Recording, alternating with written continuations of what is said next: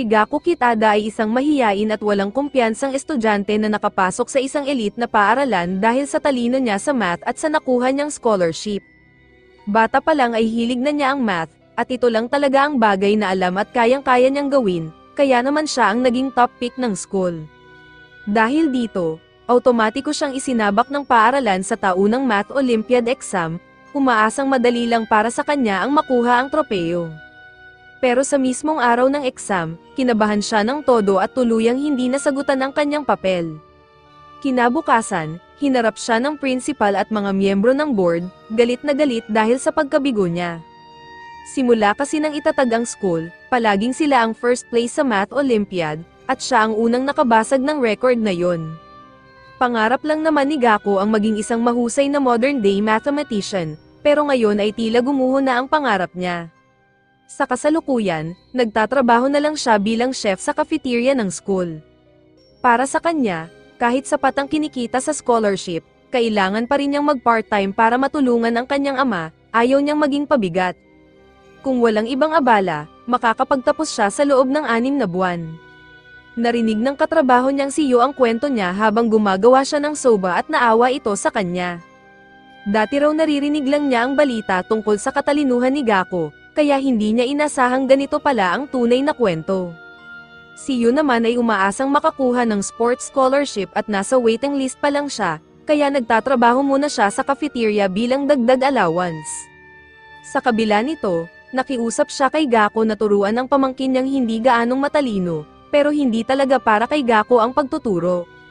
Sa halip, mas gamay niya ang pagluluto, madali lang para sa kanya ito at kaya pa niyang mag-zone out habang nagluluto. Habang nagluluto si Gaku, aksidenteng tumalsik ang ketchup sa mukha niya. Nagpanik si Yo at alok agad na panasan ito, pero si Gaku ay hindi man lang nabahala at tuloy lang sa ginagawa. Sa sandaling iyon, may pumasok sa cafeteria na isang lalaking may hood at maputing buhok, at napansin nito agad ang masarap na pagkain na kakaluto lang ni Gaku. Nang matapos na si Gaku magluto, inalok niya si Yo ng libreng staff meal. Pagkakita pa lang ni Yo sa pagkain, tumulo na agad ang laway niya sa sobrang sarap ng itsura nito. Hindi pa kailanman nakakita si Yo ng staff meal na kasing sarap ng itsura ng niluto ni Gaku. Pagkakagat pa lang niya ng unang subo, para bang sumabog ang kanyang panlasa sa isang roller coaster na punong-puno ng adventure.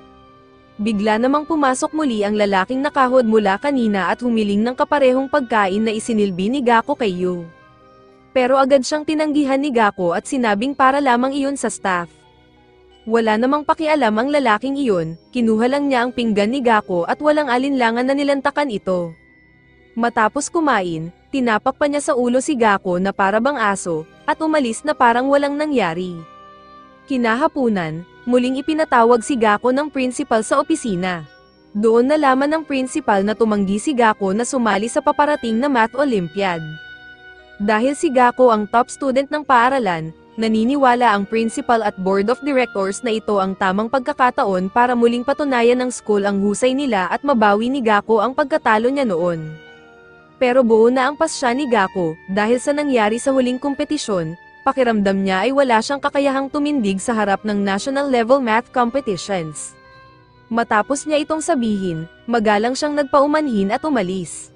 Galit na galit ang principal at napasuntok ito sa mesa. Habang naglalakad si Gaku sa hallway, nakasalubong niya ang 3 kabataang lalaki.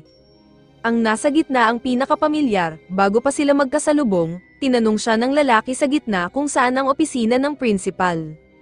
Nang mas tiningnan ni Gaku ang mukha nito, agad niya itong nakilala, siya ang lalaking walang hiyang pumasok sa cafeteria at inagaw ang kanyang staff meal. Binalaan niya itong huwag nang ulitin ang ginawa. Tinanong ni Gaku kung anong section siya, ngunit ang sagot ng lalaki, hindi raw siya estudyante roon kundi isa siyang chef. Imbitado raw sila ng principal bilang bahagi ng catering service para sa mga importanteng bisita. Papunta raw siya sa principal para lang bumati, ngunit biglang nagbago ang tono ng lalaki at sinabing hindi na niya gustong makita ang principal, mas interesado na raw siya ngayon na makilala si Gaku. Sa susunod na eksena, makikitang magkasama na silang dalawa sa loob ng kusina.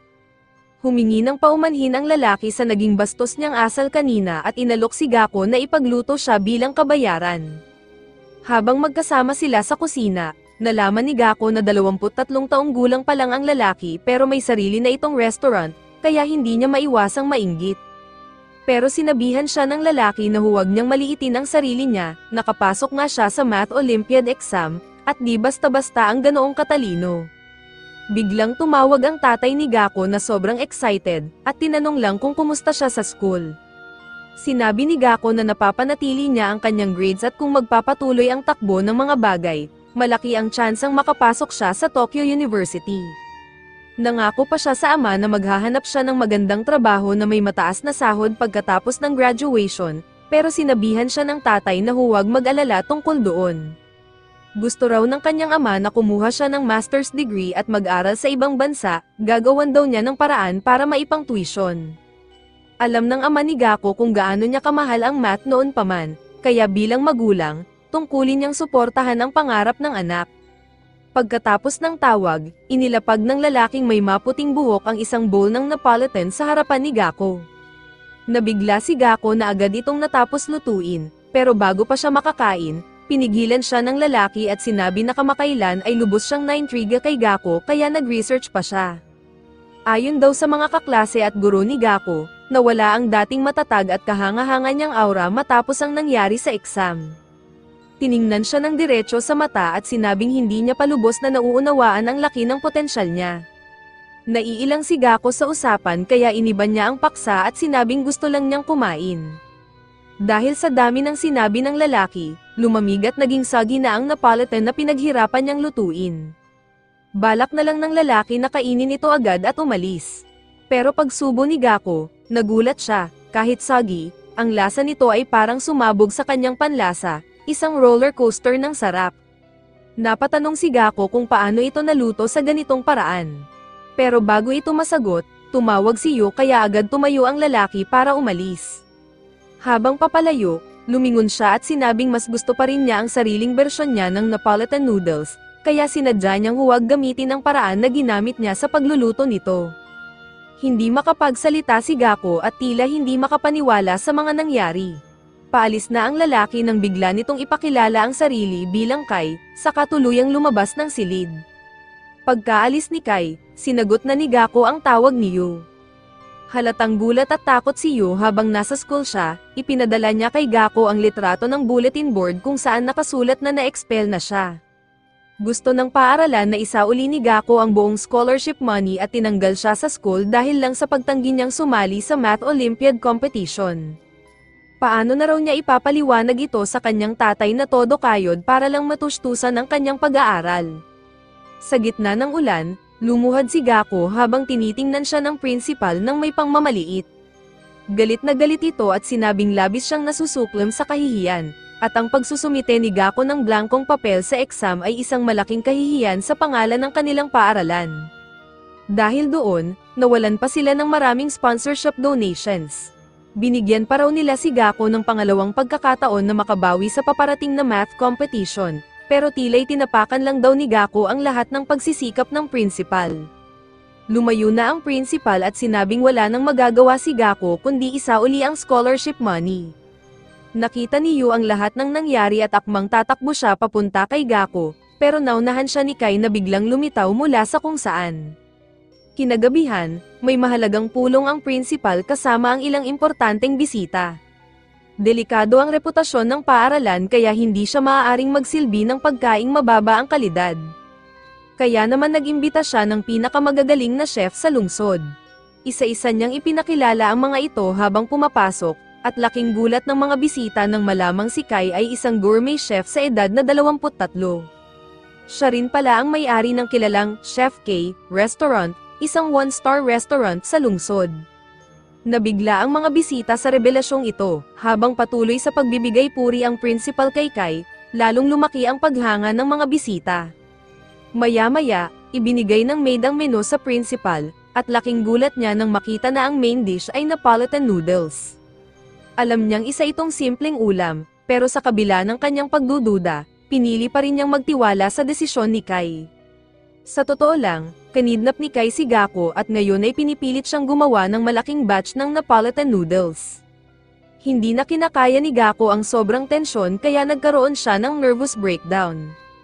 Pakiramdam niya ay wala siyang kwenta, isang taong walang patutunguhan, at hindi karapat-dapat na magluto para sa mga importanteng bisita ng principal.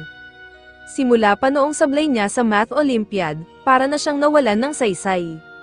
Nakita ni Yo na sobrang apektado na si Gako, kaya iminungkahi niyang umuwi na lang sila.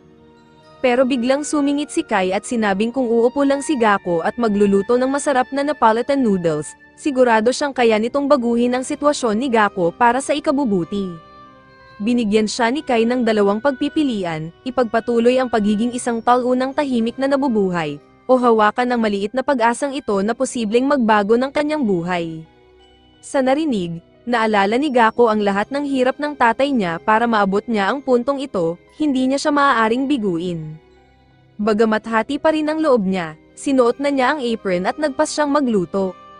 Sinimulan niya ang proseso ng pagluluto, pero ramdam pa rin niyang wala siyang tiwala sa sarili. Nagtataka siya kung bakit gusto ni Kai na siya ang magluto ng Napolitan kahit mas masarap naman ang bersyon ni Kai. Nginitian lang siya ni Kai at sinabing kailangan niyang mag-isip sa labas ng nakasanayan para makagawa ng perpektong Napolitan. Napaisip si Gako at biglang may pumasok na ideya, agad niyang binyanlawan sa malamig na tubig ang noodles at inilagay ito sa loob ng refrigerator. Nagtaka si Yu sa nakita dahil alam niyang lalambot lang lalo ang noodles sa ganitong paraan. Pero si Kai, may matalinong ngiti sa kanyang mukha. Maya-maya, natapos na ang proseso at inihain na ang mga noodles sa mga bisita. Kitang-kita sa kanilang mga mata ang pagkabilib sa style ng presentation. Pero ang tanong, magugustuhan kaya nila ang lasa, nang naihain na ang Napolitan noodles sa lahat? Tumitig sila dito at tila na-disappoint, isang simpleng ulam lang ito bilang main course. Pero nang tinitigan nila ng mabuti, napansin nilang hindi ito tulad ng karaniwang noodles na mabibili sa mga lansangan ng Japan.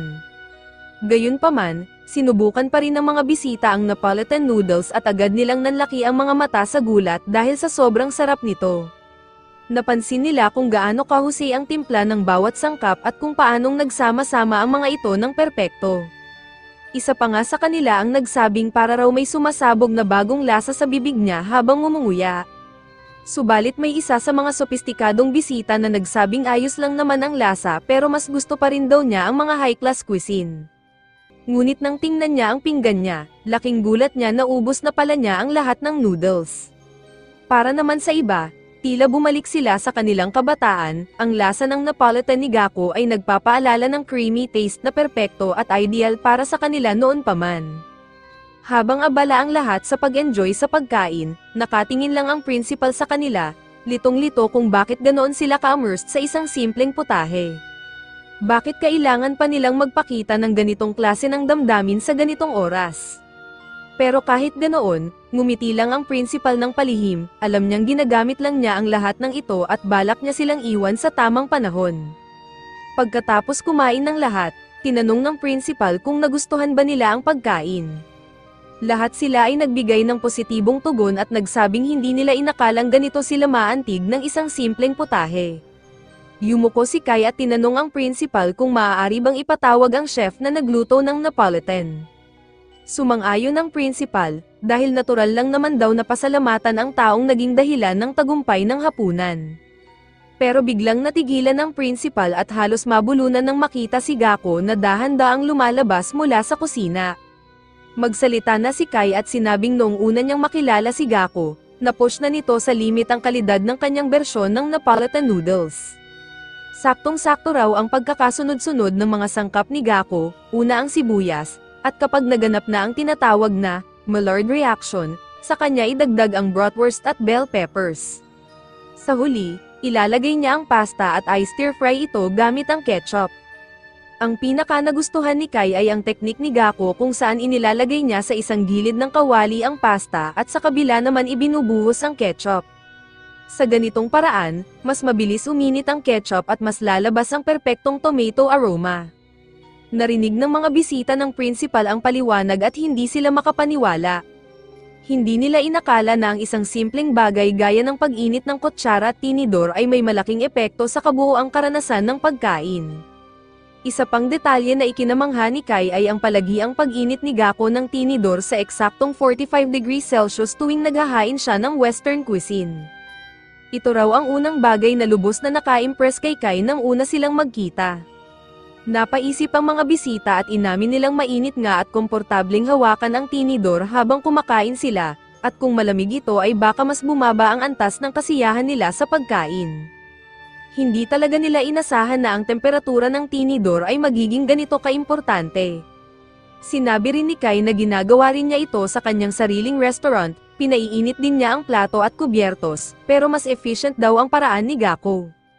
Patuloy sa pagpuri si Kai kay Gako simula nang lumabas ito, at kahit medyo naiilang na si Gako, sinabi ni Kai na hindi lahat ng tao ay kayang gawin ang nagawa niya, ibig sabihin lang daw, espesyal talaga siya. Isa pang bagay na humanga ang mga bisita ay ang texture ng noodles, sobrang lambot at palido. Ipinaliwanag ni Gako na matapos pakuluan, binyanlawan niya ang pasta sa malamig na tubig, minarinate sa red wine at vinegar, at saka inilagay sa refrigerator. Lalong humanga ang mga bisita sa katalinuhan ni Gako, pero ayaw niyang angkinin ang lahat ng kredito kaya inamin niyang nakuha lang niya ang ideyang iyon matapos siyang ipagluto ni Kai ng Napolitan. Inamin din ni Kai na sinadya niyang patagilin bago niya pinakain si Gako noon upang lamambat at maging soggy ang noodles. Nang marinig ang lahat ng ito, napatingin ang lahat kay Gako na parabang nakakita sila ng isang henyo. Pawis na ang principal, hindi siya makapaniwala sa kanyang nakikita. Ang bawat putahe ni Gako ay nilikha gamit ang eksaktong kalkulasyon at teorya, at ito ang nagtatangi sa kanya sa ibang mga chef. Sa puntong ito, kinikilala na si Gako bilang simbolo ng edukasyon sa Wells Academy. Sinabi ni Kai na ito ang totoong dahilan kung bakit gustong ipakilala ng principal si Gako sa kanila. Pagkarinig nito, agad na na-excite ang mga bisita, nagsimulang purihin ang principal at nagpahayag pa ng intensyong taasan ang subsidy at pondo ng paaralan para kay Gako. Samantala, patuloy pa rin sa pagpapawis ang principal, hindi makapaniwala sa biglang pagbabalik ni Gako bilang isang bayani. Sobrang nahihiya ang principal sa nangyayari dahil alam niyang magiging may utang na loob siya kay Gako. Yumuko si Kai at bumulong sa principal na handang suportahan ng kanyang mga VIP guest ang Wells Academy, pero may isang kondisyon, dapat ay kasama si Gako sa paaralan.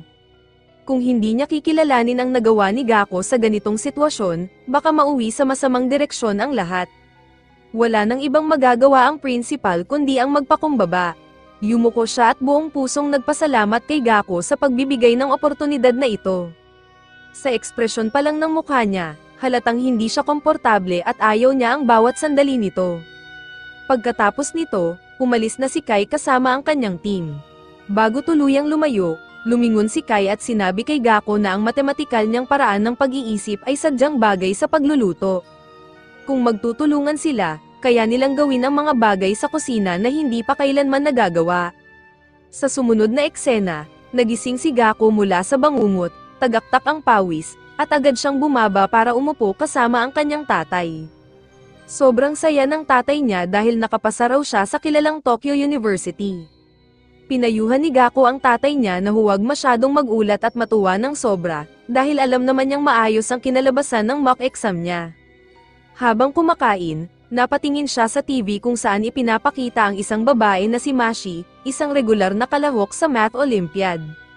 Nagyayabang ito na makakakuha siya ng perfect score sa entrance exam. Inamin ng tatay ni Gako na maganda naman si Mashi, pero ayaw niya sa ugali nitong mayabang. Naalala ni Gako ang unang beses na nagkita sila ni Mashi ng personal. Tinatanong siya nito ng isang simpleng math question, na sinagot naman niya ng diretsyong sagot. Pero ang sumunod na ginawa ni Mashi ang talagang tumatak sa isipan niya, gumawa ito ng sarili niyang theory para masolusyonan ang problema.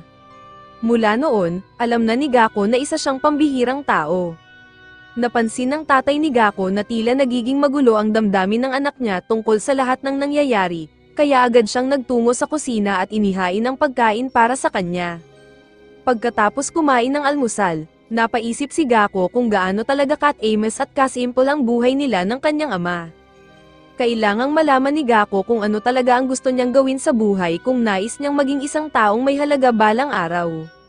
Nabitiwan niya ang kanyang plato at agad sinabi sa kanyang ama na pupunta siya sa Tokyo pansamantala. Nabigla ang kanyang ama sa sinabi niya, at napansin iyon ni Gako kaya agad niyang sinigurado na babalik din siya agad.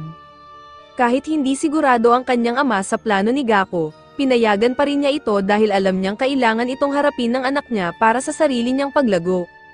Dahil dito, ginugol ni Gako ang buong araw na nag-iisa habang bumibiyahe patungo sa puso ng Tokyo upang hanapin kung ano talaga ang makapagbibigay katuparan sa kanyang damdamin. Dumating siya sa restaurant ni Kai at sinalubong siya ni Rona, ang sous chef. Agad siyang nakilala ni Rona bilang ang gumawa ng kilalang Napolitan noodles. Lumapit siya sa wine cellar at inalok si Gako ng isang baso.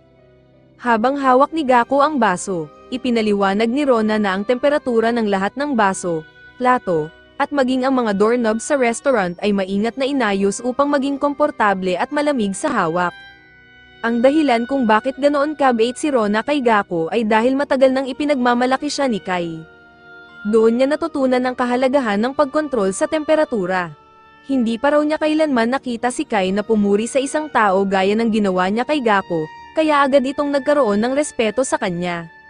Inalok siya ni Rona ng upuan at sinabing gusto niya siyang ipagluto.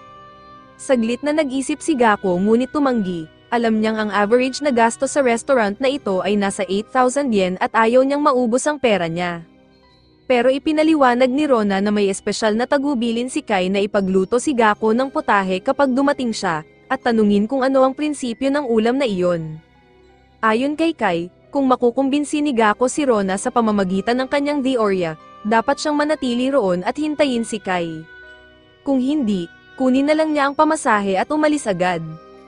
Lumapit si Rona at inilapag sa harap niya ang isang pinggang may napakagandang dekorasyon. Nabighani si Gako sa presentasyon at wala siyang nagawa kundi titigan ito. Pero bago pa siya makakain, naging prangka si Rona at sinabi kay Gako na imposibleng maging chef siya sa ganitong klaseng restaurant.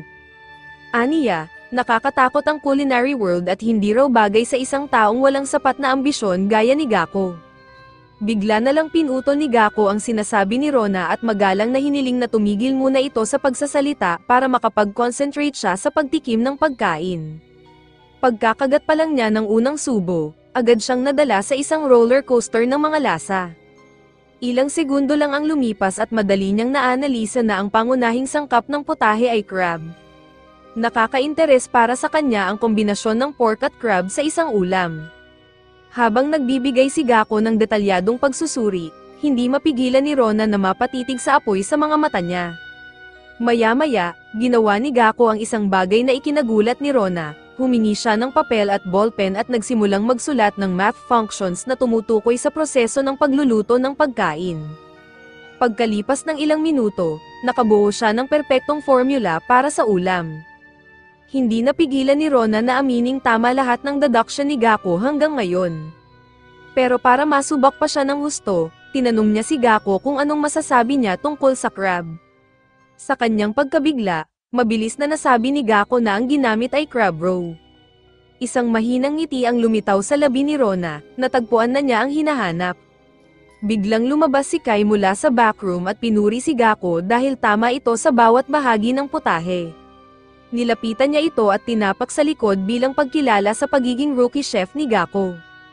Nagtinginan lang si Rona at ang kanyang kasamahan sa matinding pagkabigla, hindi pa nila kailanman nakita si Kai na ganoon kasaya sa isang bagong chef.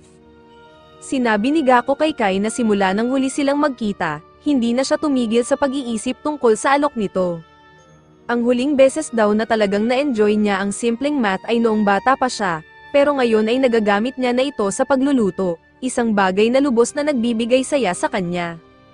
Inamin din niya na kung hindi dahil sa luto ni Rona, hindi niya matutuklasan ang bagong sigla sa sarili niya. Kaya't buong puso siyang nagpasalamat sa kanya, nabigla si Rona sa pagpapakita ni Gako ng tunay na pagpapahalaga sa kanyang luto. Hindi pa rin sigurado si Gako kung gusto ba talaga niyang maging chef, ang gusto niyang malaman ay kung saan nanggagaling ang biglaang pagnanasa niyang matuto ng pagluluto. Biglang pumasok ang isa sa mga congressman mula sa pulong kanina, si Wichi, at pinaalalahanan si Gako na isa siya sa mga unang nakatikim ng masarap na Napolitan noodles niya, at simula noon, naging #1 fan na raw siya nito. Dahil kay Gako, naging sponsor si Wichi ng restaurant, at ngayon, birthday ng isang miyembro ng kanyang pamilya kaya ipinangako niyang si Gako mismo ang magluluto ng espesyal na pagkain para rito. Tiningnan siya ni Kai ng seryoso at mahigpit na sinabing huwag niyang sasablayin ito, kung hindi. Pagkatapos noon, binuksan ni Wichi ang pinto para sa kanyang panauhin, at laking gulat ni Gako nang makita niyang si Mashi pala, ang dati niyang karibal sa Math Olympiad. Lumalabas na si Musashi ay anak ni Congressman Wichi. Nakilala agad siya ni Musashi at nagulat na makita siya sa ganoong lugar. Ipinaalam ni Gako kay Wichi na nagkakilala sila ng anak niya sa Math Olympiad Tournament, pero simula pa ng spring training camp ay hindi na sila nagkita. Sa pag-iisip niya, napagtanto niyang may sense nga pala, lalo't pareho sila ng apelyido. Tuwang-tuwa naman si Wichi at sinabi kay Musashi na si Gako ang kahanga-hangang chef na gumawa ng Napolitan noodles na labis siyang na-impress. Pinawisan si Gako at hindi alam ang sasabihin, pero sinabihan siya ni Kai na huwag na siyang masyadong mahiyain, siya raw talaga ang nagluto ng masarap na noodles na iyon, kaya dapat ay tumayo siya ng taas noo. Kahit si Kai ay hindi inasahang ang customer ay kapareho rin ni Gako ng pinanggalingang Math Olympiad Training Camp. Ipinaliwanag pa niya kay Musashi na gumagamit si Gako ng mathematical na paraan ng pag-iisip para makagawa ng pinakamahusay na mga putahe. Nagulat si Musashi sa narinig at agad siyang tumingin kay Gako. Tinanong niya ito kung ibig bang sabihin ay tuluyan na siyang sumuko sa pagiging isang mathematician. Akala ng kanyang ama ay matutuwa si Musashi sa pagkaing ginamitan ng mathematical method, pero ang sagot niya ay iba, mula pagkabata raw ay palagi siyang humahanga sa paraan ng pag-iisip ni Gako pagdating sa math. Naalala niya ang unang beses nilang pagkikita sa Math Olympiad competition, kung saan naglakas loob siyang lapitan si Gako at tanungin ito ng isang math question. At mula noon, na-fascinate na siya sa kakaibang paraan ng pag-iisip ni Gako bilang isang tunay na mathematician. Noon, sinabi ni Musashi na pa ng kakaibang problem-solving technique si Gako, parang talagang nag-e-enjoy pa nga ito habang nagsosolve ng math problems. Pero ngayon, wala na raw siyang interes sa kanya. Nang muling magkita sila matapos ang mahabang panahon, pakiramdam ni Musashi ay tuluyan nang nawala ang sigla at lalim ng mathematical thinking ni Gako, na ngayon ay tila nakakabagot na. Dahil dito, naniniwala siyang ang pakikipag-usap kay Gako mula ngayon ay baka makaapekto pa sa kanyang intelligence. Dagdag pa niya, wala rin siyang kahit kaunting interes sa pagkain, kaya wala siyang nakikitang dahilan para manatili pa roon. Tumalikod na siya at paalis na sana, pero tinawag siya ni Kai at tinanong kung bakit siya nag-aangking mahusay na mathematician kung ayaw naman niyang subukang tikman ang pagkain na ginawa gamit ang mathematical na paraan ng pag-iisip. Napagtanto ni Gako na ipinagtatanggol siya ni Kai, kaya't pinilit niyang ngumiti at inamin na nasaktan din siya sa mga sinabi ni Musashi, pero ayos lang yun.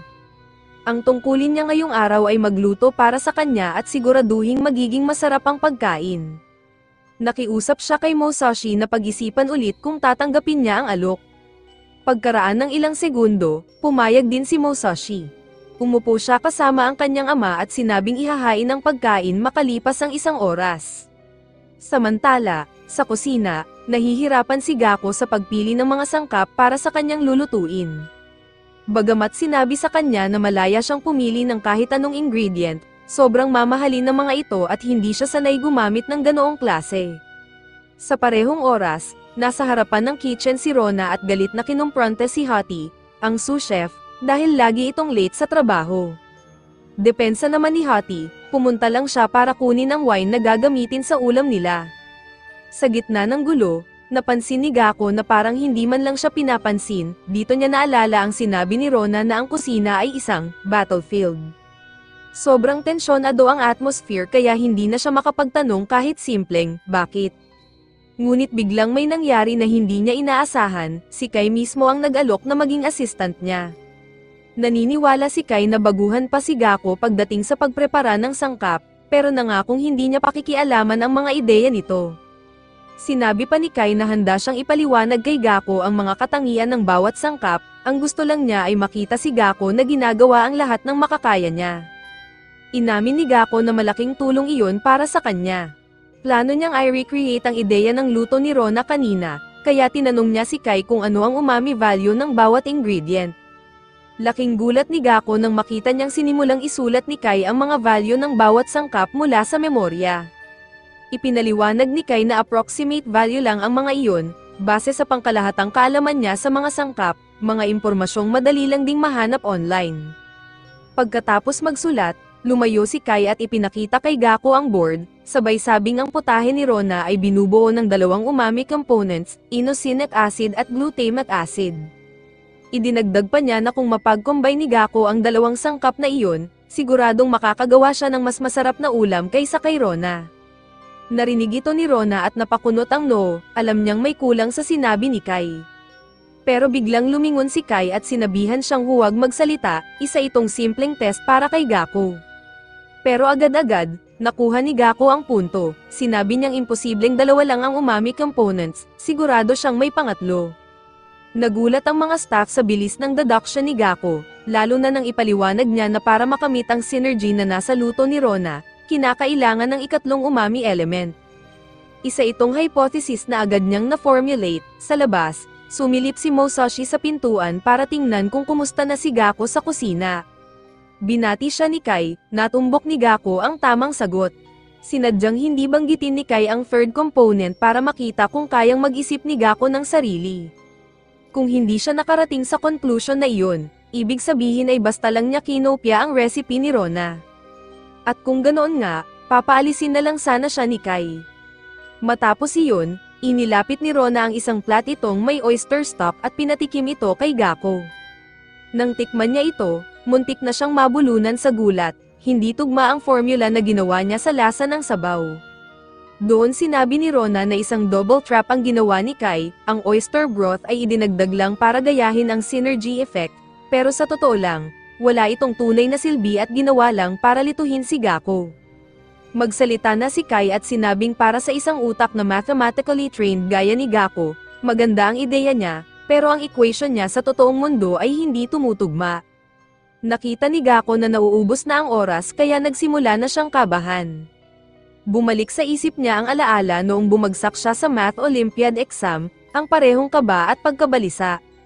Pinagmamasdan siya ni Musashi mula sa malayo, at kahit wala siyang alam sa pagluluto, halata niyang nahihirapan si Gako.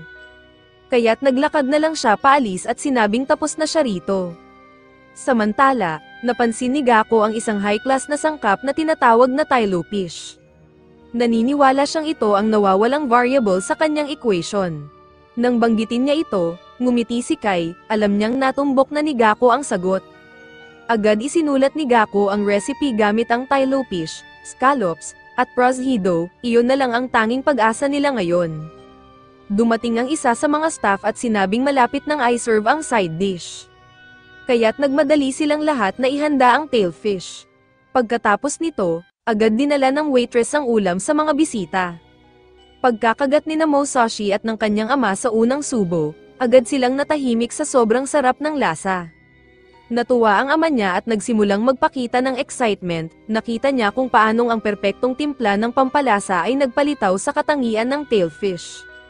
Hindi niya inakalang bagay pala ito sa prosciutto, at ang paglalagay ng kanin sa ilalim ng ulam ang nagbigay ng icing on the cake, pinagdugtong nito ng maayos ang dalawang flavor ng putahe. Ang nararamdaman niya ay kapareho ng naranasan niya nang tikman ang Napolitan noodles, isang mainit at pamilyar na pakiramdam. Si Musashi naman ay hindi pa rin makapaniwala, tinanong niya si Gako kung ano ang pangalan ng ulam na ito. Sagot ni Gako, ang tawag sa dish na ito ay okazok. Ito raw ay isang espesyal na putahe na madalas niluluto ng kanyang ama para sa kanya noong bata pa siya, karaniwan lang itong inihahain tuwing may mahahalagang okasyon. Napagtanto ni Gako na sa pagluluto para sa customers, hindi sapat ang pag-relay sa numerical umami values lang. Kailangan ding magtiwala sa sariling panlasa at instinct upang makamit ang pinakamasarap na lasa. Narinig ito ni Musashi at sumang-ayon siya kay Gako, ang sobrang pagsunod sa mga batas at values habang nagluluto ay magreresulta lamang sa isang mahigpit at walang luwag na proseso. Dapat may espasyo para sa flexibility at creativity. Magsalita si Kai at sinabi na ang pagluluto ay hindi tungkol sa opinyon ng chef, kundi sa opinyon ng customer. Sa huli, sila ang huhusga sa pagkain. Kinagabihan, inihatid ng buong team ang mga bisita papunta sa sasakyan nila, pero bago sila umalis, ipinaalam kay Gako na naiwan ni Musashi ang kanyang notebook sa loob ng restaurant. Dali-dali niya itong ibinigay sa kanya, at laking gulat ni Musashi, agad niyang inagaw ito mula sa kamay ni Gako, sabay nagpasalamat sa pagkain at umalis na may malamig pa ring ekspresyon sa mukha. Habang papalayo ang sasakyan ng kongresista kasama si Mashi, sinabi ng ama niya na hindi na sana siya nagpakita ng ganoong kasinggit na reaksyon matapos ibalik ni Gako ang notebook, isang napakabuting gesture iyon. Ang hindi niya alam, matagal nang lihim na humahanga si Mashi kay Gako at may nakatago pa siyang litrato nila na magkasama. Sa restaurant, tumingin si Gako kay Kai at magalang na nakiusap na payagan siyang magtrabaho roon pagkatapos niyang graduate. Ang saya na dati niyang nararamdaman sa pagsusolve ng math problems ay tila isang alaala na lang mula pagkabata, at ngayon, unti-unti na niya itong nararamdaman ulit. Ngunit naalala ni Kai na pangarap noon ni Gako na maging mathematician, kaya tinanong niya kung ano ang balak niyang gawin tungkol doon. Sagot ni Gako, hahanap siya ng paraan para kumbinsihin ang kanyang ama. Bukod pa rito, pwede naman daw siyang pumasok sa Tokyo University kahit kailan, pero sa lugar na ito lang niya nararamdaman ang ganitong klaseng inspirasyon. Gusto niyang buksan ang pintuan ng katotohanan sa mundo ng pagluluto. Dahil dito, kinamayan siya ni Kai at tinanggap ang kanyang alok. Pagkatapos ng graduation, tinipon ang lahat ng estudyante para sa General Assembly. Si Gako na ngayon ang pinag-uusapan ng buong paaralan. Nakapasa siya sa Tokyo University, ang universidad na may pinakamababang acceptance rate sa buong bansa, pero kahit ganoon, agad siyang nag-drop out. Sa dulo ng event, nilapitan siya ni Wani nang marinig ang balitang nag-drop out siya, at tinanong kung ito ba talaga ang gusto niyang tahakin. Si Wani ay natanggap sa isang university sa malayong lugar sa pamamagitan ng sports program. Sinabi niya kay Gako na kung sakaling dumaan ito sa anumang pagsubok, huwag itong mag-atubiling tawagan siya. Alam ng ama ni Gako na ang pagtalon ng anak niya sa isang landas na hindi pa niya kailanman tinahak ay magiging mahirap. Pero sa kabila ng lahat, gusto niyang sundan ni Gako ang tunay nitong pangarap. Kaya bago siya magpaalam, sinabi niya kay Gako na gawin nito ang lahat ng makakaya at huwag kalimutang hindi niya kailangang pagdaanan ng hirap ng mag-isa, may tahanan siyang maaaring balikan anumang oras. Sa mga salitang iyon, nagpaalaman na silang mag-ama at si Gako ay tumungo na sa kanyang bagong paglalakbay. Habang nakaupo si Gako sa loob ng kotse, hindi niya maiwasang makaramdam ng kaunting guilt, dahil alam niyang gusto ng kanyang ama na siya'y mag-aral at makatapos sa Tokyo University, pero sa halip, admission lang ang nakuha niya. Hindi sigurado si Gako kung ano ang naghihintay sa kanyang kinabukasan, pero umaasa siyang magiging sulit ang lahat ng ito. Dito nagtatapos ang episode 3. Mag-subscribe para hindi mo ma-miss ang susunod.